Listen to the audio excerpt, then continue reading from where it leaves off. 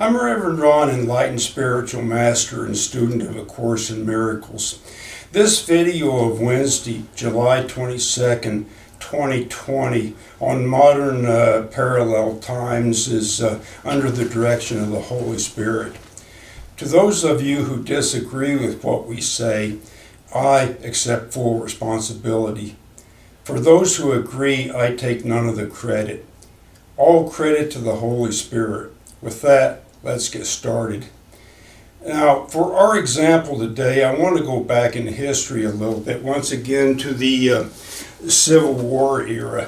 And the person I want to discuss here for the next little bit here is Jack Henson. Now, he had a plantation, and one day his two teenage sons were out hunting small game in the woods with their small game rifles, and Yankee patrol happened to come up on them. So this Yankee patrol shot them as spies. They executed them, and then in a stroke of sadism or whatever it was, the officer cut their heads off and put them in a sack, and they took them to Jack Henson's plantation and rode up to his plantation and set their heads on the pike on their fence, and that was what they did. So Jack Henson didn't do anything right then. His friend was with him and he restrained him, or he would have probably got himself shot too, but he took about 6 months, and he had another friend build the state-of-the-art sniper rifle, and then he started killing Yankee officers, the first one being the officer who beheaded his sons. Now, after it was all done and it was all over, there were the two sons of Jack Henson who were killed, and there was about anywhere between 30 to 100 Yankee officers, depending on how accurate the history of this is. And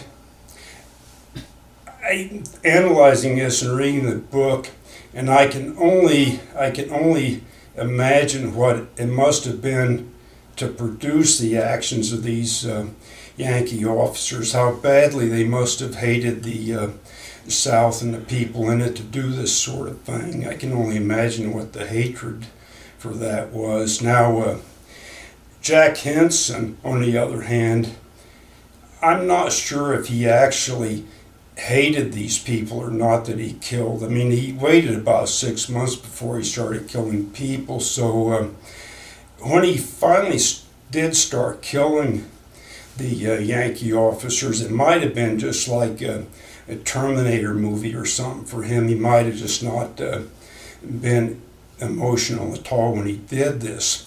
But what the end result of all of this was, his two teenage boys were dead. They were dead then. They've stayed dead for about 160 years. The Yankee officers that he killed are dead. They were dead then. They've stayed dead for 160 years. Nothing good came from this incident. It was just a lot of dead people. And for that matter, nothing good ever came out of the institution of slavery. The only way that could have ever been made right would have been to give the people free passage to the United States and employed them and given them a honorable wage and a place to live and not have slavery. That would have been the only fix for that. Nothing good ever came out of the Civil War. All that came out of the Civil War was 500,000 dead people. They died then, they're still dead. To this day, there is still hatred and bitterness between the North and the South, especially the way the South feels, because their part of the country was just ransacked and totally destroyed. So nothing good ever comes out of these things. Now, I'm saying hatred produced all of this. Hatred produced this. Now, how does this parallel modern times? Now, what we have in our modern times here at this time in 2020, what we have here is the Republicans and the Democrats hate each other.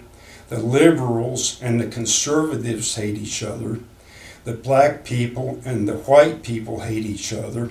We've had Black Lives Matter riots and looting, businesses burned, black businesses and white businesses alike. This doesn't help anybody. We've got the makings of a police state here to cure all of this. That's not going to help anybody. So none of this hatred from all of these people, none of this helps anybody. Now, so what we want is, we want a remedy for this. We want a cure for this. What we need to help this, what we need to get over this, to get on the other side, we need a worldwide spiritual awakening. And once more, we need a worldwide, not just in the United States here, we need a worldwide spiritual awakening. And how that's going to come about is we have to utilize Sermon on the Mount principles and Course in Miracles principles, the principles contained in this 1975 published book by Helen Schuchman and the Holy Spirit.